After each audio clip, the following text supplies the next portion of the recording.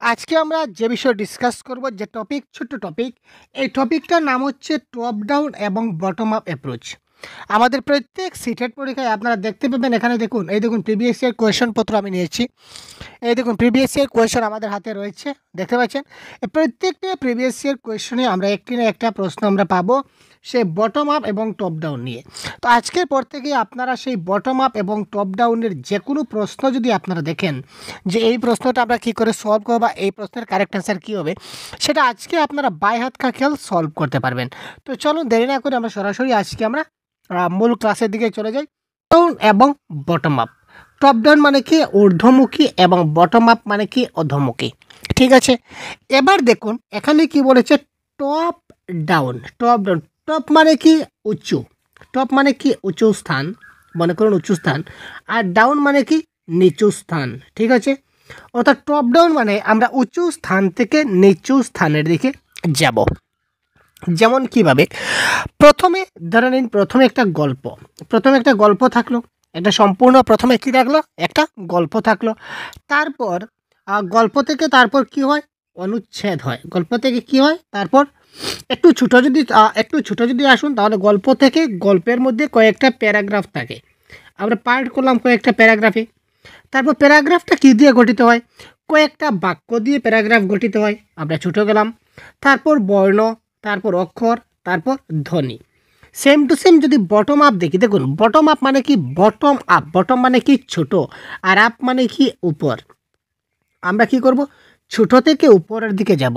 তো প্রথমে আমাদের সবচেয়ে ছোট ইউনিট কি, আমরা ধরে নাম ধ্বনি বা সাউন্ড।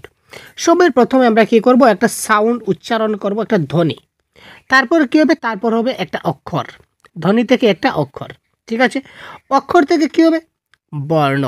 তো কয়েকটা বর্ণ যুক্ত হয়ে কি হবে, একটা শব্দ হবে। ছোট থেকে বড়োর দিকে যাচ্ছি, দেখুন আমরা ছোট থেকে বড়োর দিকে যাচ্ছি, অক্ষর থেকে বর্ণ, কয়েকটা বর্ণ যুক্ত হয়ে কী হবে, শব্দ। আবার কয়েকটা শব্দ যদি যোগ হয় তাহলে কি হবে, বাক্য, ঠিক আছে। কয়েকটা শব্দ যোগ হলে বাক্যাংশ বলতে পারেন, ফ্রেজ। কয়েকটা শব্দ যোগ হলে কী হতে পারে, ফ্রেজ হয় বা বাক্যাংশ, বাক্যের অর্ধেক অংশ। তারপর আবার বাক্য হয়। কয়েকটা বাক্য যদি সংযুক্ত হয় তখন কি হয়, অনুচ্ছেদ হয়। অনুচ্ছেদ মানে প্যারাগ্রাফ। আর কয়েকটা অনুচ্ছেদ একসঙ্গে গঠন হলে কি হয়, গল্প হয়। আমরা কি করলাম, ছোট থেকে বড় আকারে গেলাম একদম। যদি বলি তাহলে ক খ গ থেকে শুরু করে একদম স্টেপ বাই স্টেপ যদি আমরা গল্প পর্যন্ত বা আরও বড় একটা গ্রন্থ পর্যন্ত যাই, একদম ছোট থেকে ক খ একদম মানে কি অক্ষর বা বর্ণ থেকে শুরু করে আমরা ডাইরেক্ট একটা গল্পে পৌঁছালাম, that is call bottom up approach, ঠিক আছে। আবার সেই জিনিসটা যদি ঠিক উল্টো হয়, যেমন গল্প থেকে শুরু করে আমরা অনুচ্ছেদ, তারপর বাক্য, তারপর বর্ণ, তারপর অক্ষর যদি যাই, সেটা হবে কি টপ ডাউন। দেখুন আমরা প্রশ্নের মাধ্যমে আপনাদের বুঝিয়ে দেওয়ার চেষ্টা করব। টপ ডাউন অ্যাপ্রোচ মানে কি, সমগ্রতাকে অংশ। গল্প মানে একটা সম্পূর্ণ গল্প, মানে সমগ্র গল্প হোল।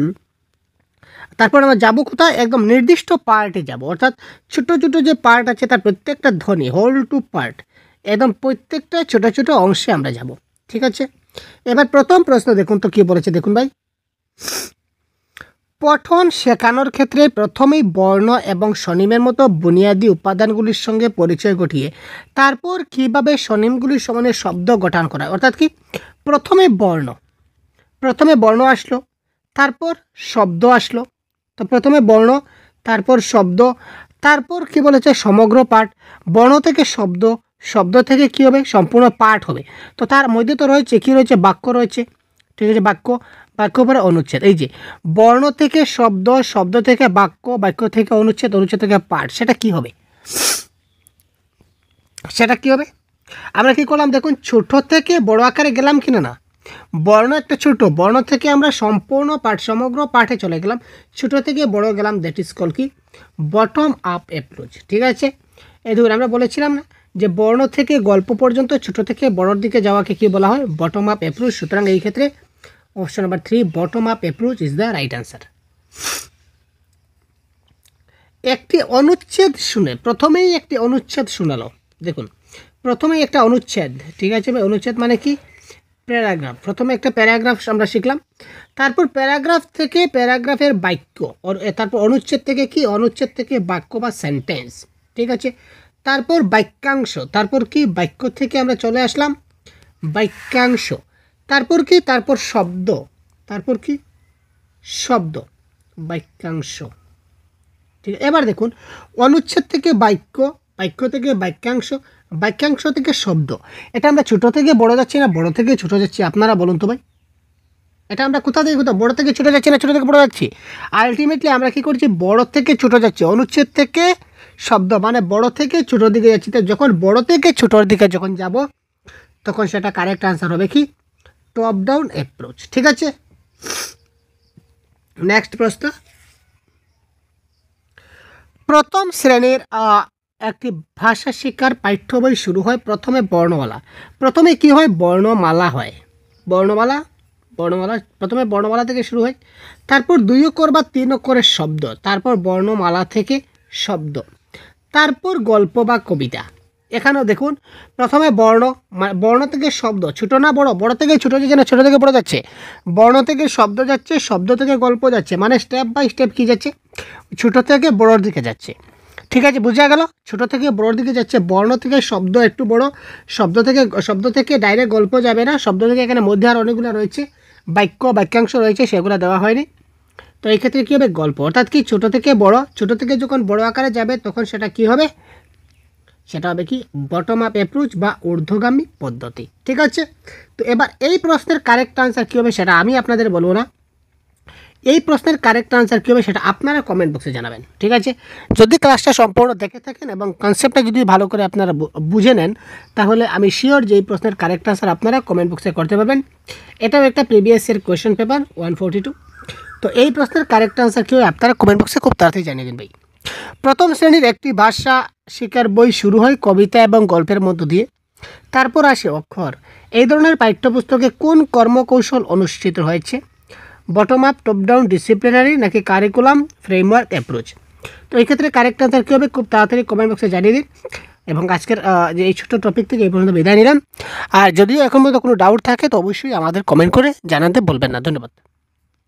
তো দেখুন আজকের ক্লাসে আমরা কিছু গুরুত্বপূর্ণ সন্ধি বিচ্ছেদ নিয়ে আলোচনা করবো, যেটা এমসিকিউ নয়, ডাইরেক্ট সরাসরি প্রশ্ন এবং উত্তর আপনাদের সঙ্গে ডিসকাস করবো। এগুলো যদি আপনারা জানুন, কারণ এই প্রশ্নগুলো কিন্তু বারবার আমাদের পরীক্ষায় আসে, এবং তার সঙ্গে সঙ্গে কিছু ট্রিক আমরা বলে দেওয়ার চেষ্টা করব, যেটা আপনারা শুনলে যথেষ্ট হেল্প হবে। এবং এই প্রশ্নগুলো কিন্তু মোস্ট কমন, বিভিন্ন পরীক্ষায় কিন্তু এই ধরনের প্রশ্ন আসে, বিশেষ করে প্রিভিয়াস ইয়ার কোয়েশ্চেন যখন আমরা স্টাডি করেছিলাম তখন আমরা এই প্রশ্নগুলো কিন্তু আমরা বারবার দেখতে পেয়েছি। সুতরাং চলুন দেরি না করে কয়েকটি মোস্ট ইম্পর্টেন্ট সন্ধি বিচ্ছেদের প্রশ্ন আমরা ডাইরেক্ট আলোচনা করি। দেখুন প্রথমেই বলো, দেখুন যে সন্ধি কোনো নিয়ম মানে না তাকে কি বলা হয়? মনে রাখবেন যে সন্ধি বিচ্ছেদের অনেকগুলো নিয়ম রয়েছে। স্বরসন্ধি বলুন, ব্যঞ্জন সন্ধি বলুন বা বিসর্গ সন্ধি বলুন, প্রত্যেকটা সন্ধির কিন্তু কিছু না কিছু নিয়ম রয়েছে। সুতরাং যে সন্ধি কোনো নিয়ম না মেনে চলে তাকে আমরা বলবো কি নিপাতনের সিদ্ধ সন্ধি। তারপর যেমন নাবিকের সন্ধি বিচ্ছেদ কী হবে? 9+1। ঠিক আছে, সন্ধির প্রধান সুবিধা কি? এটা হচ্ছে কি উচ্চারণের সুবিধা। শুধু প্রশ্ন এবং উত্তর ডিসকাস করবো, সাথে থাকুন। সংস্কার শব্দের সন্ধি বিচ্ছেদ কী হবে? সমযোগকার। ঠিক আছে, তার সঙ্গে একটা জিনিস আমরা অ্যাড করব, যদি কোনো সন্ধি বিচ্ছেদে আপনি অনুস্বার দেখতে পান, তখন সঙ্গে সঙ্গে অনুস্বারের পরিবর্তে ম হস ব্যবহৃত হবে। যেমন দেখুন এখানে সংস্কার রয়েছে, সংস্কারে অনুস্বারের পরিবর্তে ম হস ব্যবহৃত হচ্ছে, এই ট্রিকটা মাথায় রাখবেন। তারপর দেখুন দুল্লুক শব্দের সন্ধি বিচ্ছেদ কী হবে? দ্বীপ যোগ লোক। ঠিক আছে, তারপর লবণ শব্দের সন্ধি বিচ্ছেদ কোনটি হবে? ল+1 হচ্ছে কি লবণ। ঠিক আছে, তারপর যে প্রশ্নগুলো সেটা আমাদের এমসিকিউতে ছিল। আচ্ছা, এবার দেখুন স্বরবর্ণের সঙ্গে যদি স্বরবর্ণের মিলন হয় সেটাকে স্বরসন্ধি অবশ্যই বলবো। এই প্রশ্নটা প্রিভিয়াস ইয়ার কোয়েশনে এসেও ছিল যে স্বরবর্ণের সঙ্গে স্বরবর্ণের যদি মিলন হয়, যেমন একটা প্রশ্ন এসেছিল যে প্রশ্ন এই ধরনের এসেছিল যে হিমালয়টা কোন সন্ধি, স্বরসন্ধি না ব্যঞ্জন সন্ধি? তো এটা অবশ্যই স্বরসন্ধি। কেন? যখন আমরা হিমালয়ের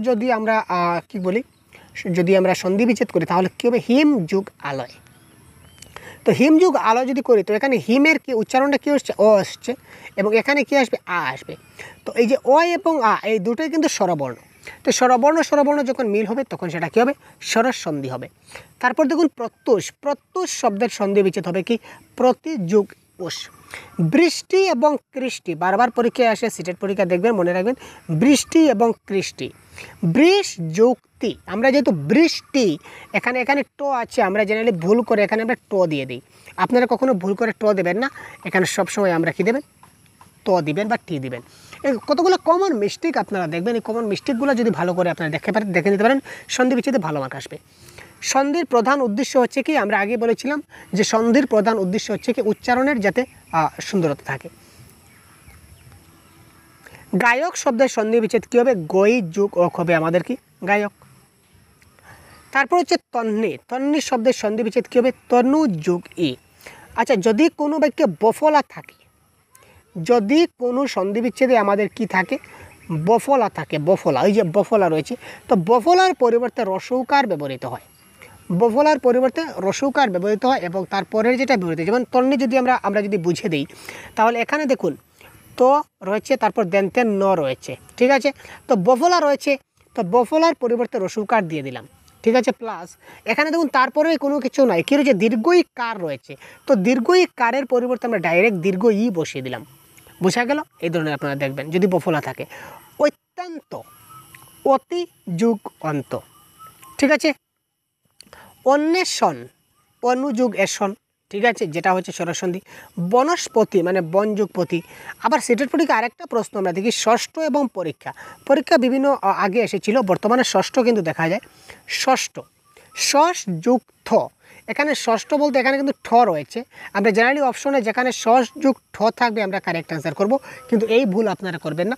আপনারা ষষ্ঠ যদি হয় তাহলে ষষ্ঠ যুগ যেখানে থ থাকবে থতে আপনারা ক্লিক করবেন। পরীক্ষা মানে কি, পরি যুগ ইক্ষা, ঠিক আছে। উপরি উক্ত, উপরি উক্ত মানে কি উপর যুক্ত হবে, কারেক্ট অ্যান্সার। সঞ্চয়, এখানে দেখুন নিয়য় চয় বা অনুসার যদি থাকে তখন ম দেবেন, ঠিক আছে। সঞ্চয় তো সংচয়। নিষ্কর শব্দের সন্ধি বিচ্ছেদ কী হবে, নি যুগ কর। তারপর দেখুন সন্ধির সন্ধি বিচ্ছেদ কী হবে, সম যুগ ধি। কৃষ্টি, এই দেখুন বৃষ্টি বলতে বলতে কৃষ্টি চলে আসলো, কৃষ যুক্তি, এটা মাথায় রাখবেন। তৎসম সন্ধি কয় প্রকার, তৎসম সন্ধি হচ্ছে কয় প্রকার, 3 প্রকার। অহরহ, অহরহ শব্দের সন্ধি বিচ্ছেদ কোনটি, অহ প্লাস অহ, এই ক্ষেত্রে অহরহ বলতে আমরা অহ প্লাস রহ দিয়ে দেব, কখনো আপনারা অহ প্লাস রহ দেবেন না, সেটা ভুল হবে। এটা কারেক্ট আনসার কী হবে, অহ প্লাস অহ। পর্যন্ত, পর্যন্তর সন্ধি বিচ্ছেদ কী হবে, পরি যুগ অন্ত। শীতার্থ, শীতার্থ শব্দের সন্ধি বিচ্ছেদ কী হবে, শীত যুগ ঋত। একবার দেখে নেবেন ভিডিওটা, একদম কন্টিনিউতে রিপিট করুন, অবশ্যই আপনারা মনে থাকবে, পরীক্ষার আগ পর্যন্ত চ্যালেঞ্জ আছে গ্যারেন্টি, এবং পরীক্ষায় ভালো নম্বর পাবেন। তারপর হচ্ছে গসপদ মানে গ যুগ পদ। বিসর্গ সন্ধি বিসর্গ সন্ধি কোনটা, এখানে হচ্ছে ততোধিক, কারণ অপশনে অনেকটা ছিল, আমি এটাকে আনসারটা নিয়েছি।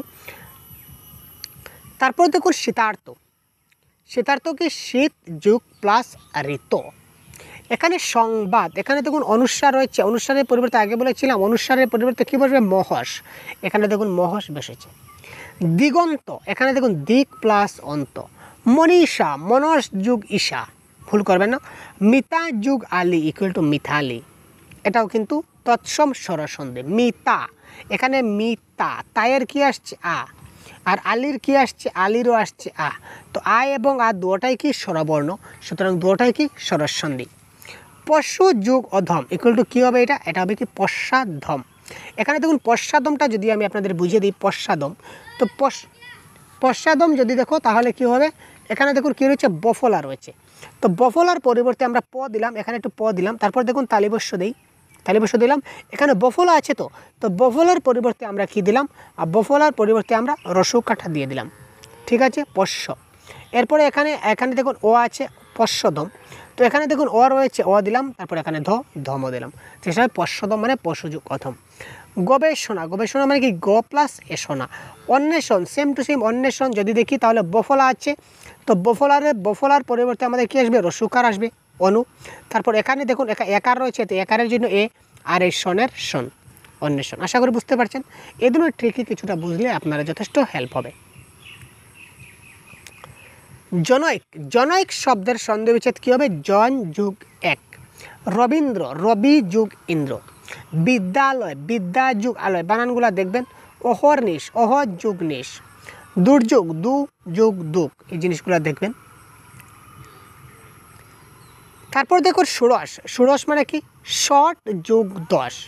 ঠিক আছে, শর্ট যোগ 10 হবে কি 16। তারপর হবে কি স্বাগত, স্বাগত মানে কি সুযোগ আগত। এই দেখুন বফলা, আমি আগে বলেছিলাম যখনই কোনো সন্ধি বিচ্ছেদে আপনারা বফলা পাবেন তখন বফলার পরিবর্তে রসৌকার হবে। একটা ট্রিক শিখলে কিন্তু অনেকগুলো শেখা হয়। যেমন স্বাগত সু, কেন সু? কারণ বফলার পরিবর্তে সু, আর এখানে বফলা সব কোনো কিছু নাই তো কী রয়েছে আর রয়েছে মানে তারপর এখানে গত রয়েছে, আগত দিয়ে দিলাম। সুতরাং সু প্লাস আগত ইকুয়াল টু স্বাগত। আশা করি বুঝতে পারেন। শীতার্থ শীত প্লাস ঋতু, অহরহ অহ প্লাস অহ, যেটা আগে দেখিয়েছিলাম।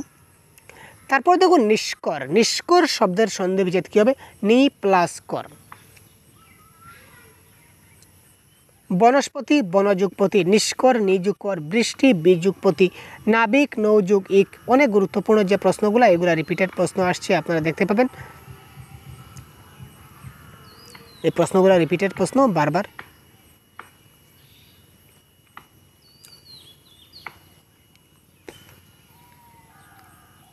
অনেকগুলো গুরুত্বপূর্ণ যে প্রশ্নগুলো রয়েছে, তো এটা হচ্ছে সম্পূর্ণ একটা, আরও অনেকগুলো প্রশ্ন রয়েছে। দেখুন আমরা একটু যদি দেখি, সন্ধি শব্দের অর্থ কী? সন্ধি শব্দের অর্থ কী? সন্ধি শব্দের অর্থ হচ্ছে কি মিলন। ঠিক আছে, এখানে দেখুন কি পরীক্ষা শব্দের সন্ধি বিচ্ছেদ কোনটি? এমসিকিউ আকারে রয়েছে। এটা হবে কি পরীক্ষা। ঠিক আছে, পরীক্ষা পরিযোগ ইচ্ছা। তারপর দুর্লোক, দুর্লোক কী হবে? দ্বীপযুগ লোক হবে দুর্লোক। ঠিক আছে, তো এই যে আমি যে আপনাদের বই যে এটা পিডিএফ দিয়ে আপনাদের যেটা আমি সলভ করাচ্ছি, তো এই পিডিএফে শুধু আপনারা সন্ধি বিচ্ছেদ নয়, আপনারা এই যে সাধু চলিত ভাষার রীতি রয়েছে, তারপর সমাপিকা অসমাপিকা রয়েছে, সরল বাক্য জটিল বাক্য যৌগিক বাক্য চেনার উপায় রয়েছে। এই সবগুলা জিনিস আপনারা খুব ভালো করে জিনিসটাকে ভালো করে বুঝতে পারবেন। সুতরাং একদম শেষ পর্যন্ত সাথে থাকবেন। আমরা বাংলা ব্যাকরণের সবগুলো ক্লাস আপনাদের জন্য প্রোভাইড করব। ঠিক আছে ভাই, তো এবং এই পিডিএফটা যদি প্রয়োজন হয় তো ভিডিওর ডেসক্রিপশনে একটা লিঙ্ক পাবেন, লিঙ্কে ক্লিক করলে মাত্র 50 আপনাদের পেমেন্ট করতে হবে। যদি 50 টাকা পেমেন্ট করেন তখন এই পিডিএফটা আপনার মোবাইলে ডাউনলোড হয়ে যাবে। তো পিডিএফে সম্পূর্ণ সিলেবাস ভিত্তিক কী কী রয়েছে একবার আপনারা ডাইরেক্ট ঝলক দিখলা যা একবার দেখে নিন। তো এই সিলেবাস ভিত্তিক এখানে আপনারা ক্রিয়ার কাল, কারক, সমাস, সন্ধিবিচ্ছেদ, সাধুচলিত, বাক্য পরিবর্তন, শব্দভাণ্ডার, বিশেষ্য বিশেষণ সর্বনাম অব্যয়পদের পুরো একদম ডিটেলস, সমাপিকা অসমাপিকা ক্রিয়া, সকর্মক অকর্মক দ্বিকর্মক, তাছাড়া সমার্থক শব্দ, ছন্দ অলঙ্কার বিপরীত শব্দ, তারপর বিগত বছরের প্রশ্নগুলো আপনারা এই পিডিএফটিতে আপনারা পেয়ে যাবেন। মাত্র 50 টাকায় আপনারা বাংলা ব্যাকরণের সম্পূর্ণ কনসেপ্ট 100% ক্লিয়ার আপনারা এখানে পেয়ে যাচ্ছেন। সুতরাং দেরি না করে এক্ষুনি আপনারা খুব তাড়াতাড়ি আপনারা এখনই ডাউনলোড করে নিন। এটা ডাউনলোড করে যদি পড়ে নিন তাহলে বাংলা ব্যাকরণে আপনাদের এর বাইরে থেকে আসবে না। এটা প্রিভিয়াস ইয়ার কোয়েশ্চেন অ্যানালাইসিসের ভিত্তিতে আমরা গ্যারান্টি দিতে পারি। তো যাই হোক, ধন্যবাদ, ভালো থাকবেন, সুস্থ থাকবেন, আমাদের সঙ্গে থাকবেন। পরবর্তী ক্লাসে আবার কথা বলছি। ধন্যবাদ।